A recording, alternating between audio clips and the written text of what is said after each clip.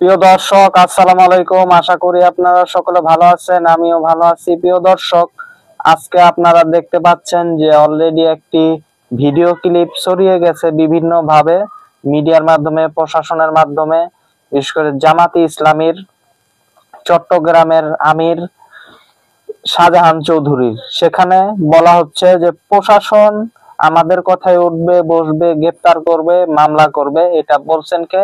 শাহজাহান চৌধুরী। এটাই তো দেখতে পাচ্ছেন। প্রিয় দর্শক, এখানে তো আপনারা বিভিন্ন শিরোনাম বলেন, বিভিন্ন কাটছাট ভিডিও বলেন, এই কথাটাই দেখতে পাচ্ছেন, তার এই কথাগুলি। কিন্তু মূল বক্তব্যটা আমি আপনাকে দেখাই যে ইত্তেফাক যে নিউজ করছে, যে শিরোনামটা আপনারা দেখলেন, সেখান থেকে আপনাদের ইত্তেফাকের ওই নিউজটার ভিতরে মূল বক্তব্য আছে, সেটা আপনাদেরকে দেখাই। মূল বক্তব্য হলো যে তিনি বলছেন জামাতে ইসলামীর জন্য আজকের এই সুযোগ ভবিষ্যতে আর আসবে না। দেশের দুর্নীতির টাকা বাদ দেন, অর্থাৎ দুর্নীতির টাকা বাদ দেন। পার্শ্ববর্তী দেশ হিন্দুস্তান অর্থাৎ ভারত থেকে বস্তা বস্তা টাকা দেশে ঢুকবে আর অস্ত্র ঢুকবে। আমাদের আমিরে জামাত যদি থাকতেন তাহলে আমি বলতাম নির্বাচন শুধু জনগণ দিয়ে নয়, আমি ন্যাশনালি বলবো না, যার যার নির্বাচনী এলাকায় যারা আছে প্রশাসনে, তাদেরকে অবশ্যই আমাদের আন্ডারে নিয়ে আসতে হবে। আমাদের কথায় উঠবে, বসবে, গ্রেপ্তার করবে এবং মামলা করবে।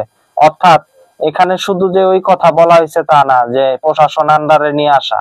এখানে প্রথম দিকেই কিন্তু এখানে বলা হয়েছে, এই তথ্যটা দেওয়া হয়েছে যে সীমান্ত দিয়ে পার্শ্ববর্তী দেশ হিন্দুস্তান থেকে টাকা পয়সা, বস্তা বস্তা টাকা আর অস্ত্র ঢোকার কথা। তো আবার এবার দেখাই আরেকটা নিউজ, প্রথম আলো পত্রিকা, বিশেষ করে বিএনপির প্রিয় পত্রিকা প্রথম আলো। তো প্রথম আলো শিরোনাম করছে প্রশাসন আমাদের কথায় উঠবে, আমাদের কথায় বসবে, জামাত নেতা শাহজাহান। আগামী সংসদ নির্বাচনকে কেন্দ্র করে পার্শ্ববর্তী দেশ থেকে বস্তা বস্তা টাকা ও অস্ত্র ঢুকবে বলে আশঙ্কা প্রকাশ করে বাংলাদেশ জামাতে ইসলামীর কেন্দ্রীয় কর্মপরিষদ সদস্য শাহজাহান চৌধুরী বলেছেন, নির্বাচন শুধু জনগণ দিয়ে নয়, যার যার নির্বাচনী এলাকায় প্রশাসনের যারা আছে তাদের সবাইকে আমাদের আন্ডারে নিয়ে আসতে হবে। আমাদের কথায় উঠবে, বসবে, গ্রেপ্তার করবে, মামলা করবে। এবং তিনি কোথায় এই কথাটা বলছেন, এই কথাটা তিনি কোথায় বলছেন এ ব্যাপারে ইত্তেফাকের লাস্টের নিউজে বলা আছে যে শনিবার 22 নভেম্বর সন্ধ্যায় চট্টগ্রাম নগরের জিএসি কনভেনশন সেন্টারে জামাতের চট্টগ্রামের নির্বাচনী দায়িত্বশীলদের সমাবেশে তিনি এই মন্তব্য করেন। তো প্রিয় দর্শক, আপনারা দেখলেন যে এই কথার ভিতরে কি আছে। প্রথম আলোর যে নিউজটা, সেটা পরেও বোঝা যায় যে তিনি কোন আশঙ্কা থেকে এই কথা বলছেন। তিনি এই কথা বলছেন, এটা সব পত্রিকায় এই নিউজ বাইরেছে, ভিডিও ক্লিপও আছে, এটা সত্য।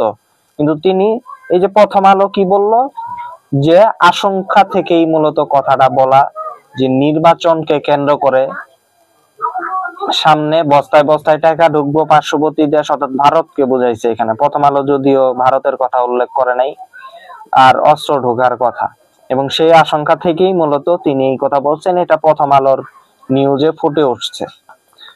তো একবার দেখেন আসলে এগুলি হচ্ছে কিনা, অর্থাৎ মূলত তিনি কোন কথা থেকে বলছেন। এই যে এই আশঙ্কাগুলি থেকে আসলে এগুলি বাস্তবে, অর্থাৎ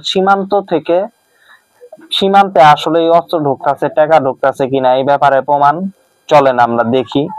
প্রিয় দর্শক, বাংলাদেশ প্রতিদিনের নিউজ, চাঁপাইনবাবগঞ্জ সীমান্তে অস্ত্র উদ্ধার। কবে নিউজ? 24শে সেপ্টেম্বর বুধবার 2025 সালের শিরোনাম কিন্তু এই যে দেখেন। তারপরে দেখেন কালের কণ্ঠ প্রকাশিত নিউজ, 18 সীমান্ত দিয়ে ঢুকছে অবৈধ অস্ত্র। কবে নিউজ? 17ই নভেম্বর 2025। 17ই নভেম্বর 2025-এর কালের কণ্ঠের নিউজ এটা। তারপরে দেখেন যুগান্তর পত্রিকার নিউজ, এই নিউজটা দেখেন, এখানে একটু নকতা দিয়ে রাখেন যে শিরোনাম কি, নির্বাচন সামনে রেখে কুমিল্লায় আসছে চোরাই আগ্নেয়াস্ত্র, 20 নভেম্বর 2025।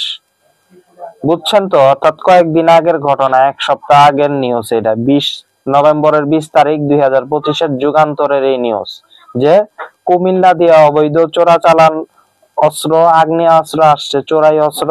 তারপরে কালের কন্টেন্ট নিউজ, যে ঢুকছে অবৈধ অস্ত্র 18টা সীমান্ত দিয়া, এবং এটা 17 তারিখ, 20 তারিখের 3 দিন আগের। তারপরে বাংলাদেশ প্রতিদিনের নিউজ, যে চাঁপাইনবাবগঞ্জ সীমান্তে অস্ত্র উদ্ধারের যে খবর সেই ব্যাপারে, এবং এটা 24 সেপ্টেম্বর 2025 সালের, অর্থাৎ এই বছরের 24 সেপ্টেম্বর, 24 তারিখ সেপ্টেম্বরের তখনকার নিউজ। এছাড়াও জুলকারনাইন স্যাররে তো আপনারা চিনেন, অনুসন্ধানী সাংবাদিক। জুলকারনাইন স্যারের 7 নভেম্বরের একটি পোস্ট আপনারা দেখেন, সেখানে যমুনা টিভির একটি নিউজ সেখানে শেয়ার দেওয়া আছে, এবং যেখানে সীমান্তে জাল টাকার যে প্রবেশ, সীমান্ত দিয়ে যে জাল টাকা ঢুকছে, সেই ব্যাপারে যমুনা টিভি যে প্রমাণ পাইছে, সেই ব্যাপারে একটি বিস্তারিত ভিডিও নিয়ে যমুনা টিভি একটি ভিডিও প্রতিবেদন তৈরি করছিল, এবং সেই প্রতিবেদনটা 17 নভেম্বর জুলকারনাইন স্যারের ফেসবুক পেজে, ভেরিফাই ফেসবুক পেজে কিন্তু শেয়ার দেওয়া আছে। এই দেখেন স্ক্রিন, আপনাদেরকে কিন্তু সবকিছু পাশে স্ক্রিনে দেওয়া আছে। কিন্তু এই দেখেন, আপনারা কি বুঝলেন যে প্রমাণাদি সবকিছু দেওয়া আছে, সীমান্ত দিয়ে অস্ত্র ঢোকা, টাকা ঢোকা, এগুলির প্রমাণ আপনাদেরকে কিছু পত্রিকার শিরোনাম আপনাদের দেওয়া হইলো, এবং এগুলি আপনারা সার্চ দিয়ে দেখলেও আপনারা পাবেন।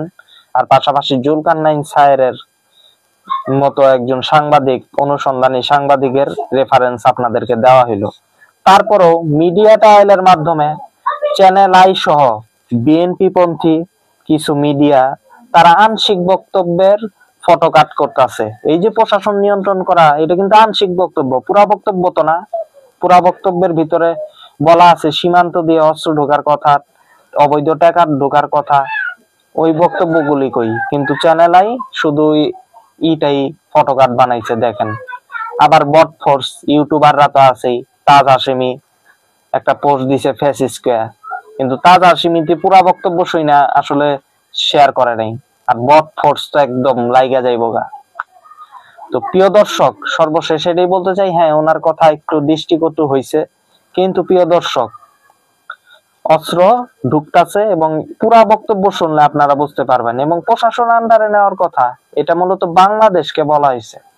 প্রশাসন, উনি যে বলছে প্রশাসন আমাদের আন্ডারে থাকবে, আমাদের মানে কি, প্রশাসন ভারতের আন্ডারে থাকবো না। এখানে মূলত ভারতের কথা যেহেতু আসছে, তার মানে এখানে আমারে বলতে জামাতি ইসলামও না, এখানে মূলত বাংলাদেশের কথা বলা আছে, যে আমাদের বাংলাদেশের নিয়ন্ত্রণে এই প্রশাসন থাকবো, তাইলেই নির্বাচন সুষ্ঠু হবে এবং এই জাল টাকা ঢুকতে পারবো না। শাহজাহান চৌধুরী মূলত বাংলাদেশকে বুঝাইছে, যেহেতু ভারতের কথা আসছে। ভারতের বিপরীতে জামাতি ইসলাম কি একটা দেশ? বাংলাদেশই তো আসার কথা। সুতরাং পুরা বক্তব্যটাকে মাঝখান থেকে বট ফোর্স ভুলভাবে প্রচারিত করতেছে, কিন্তু আসল বক্তব্য এটা।